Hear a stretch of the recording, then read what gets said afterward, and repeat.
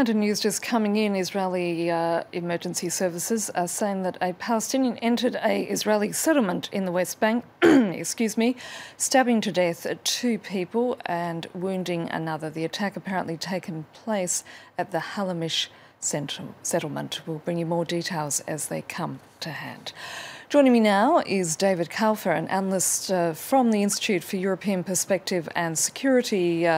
David, the Muslim community is clearly angered by the appearance of these metal security detectors after last week's shootings. Why is it such a problematic issue?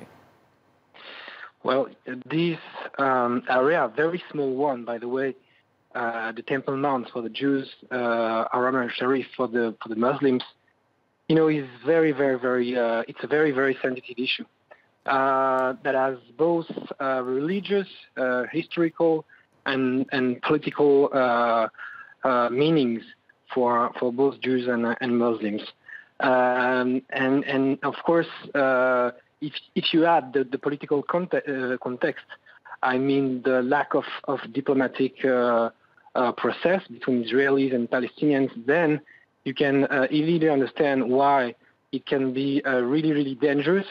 As we are talking, the situation seems to be very, very tense, and on both sides there is a willing to lower the tensions, but you have spoilers on both sides, and might be very complicated to let's say, to try to calm down. Let's not forget that the second intifada began when the then Israeli Prime Minister Ariel Sharon paid a visit to the Haram al-Sharif, as it's known to the Muslims, or the Temple Mount, as it's known to Jews.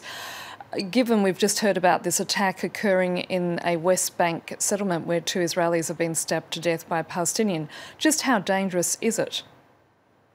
It is very dangerous. It is very dangerous, and especially because, as I just said, if you look at the situation, the political situation, the main actors on both sides, the Israeli Prime Minister Benjamin Netanyahu and Mahmoud Abbas on the Palestinian side, there is a willing to really to try to make sure that it will not become a third intifada, that the violence will calm down. But you have spoilers on the Israeli side. Part of the nationalist, religious nationalists are pretty much in favor of giving the Jews the right to pray on this site, the Temple Mount for the Jews. And of course, also you have on the Palestinian side Islamists like Hamas or the Jihad Islamic that are trying to use this very dangerous situation as an opportunity to score political goals on the Palestinian nationalist movement. So it does, as I just said, it seems to be spiralling out of control. Do you think, I mean, you've said that there are actors on both sides who do want to reach some sort of resolution, but do you think it's actually possible? It is possible, but it's very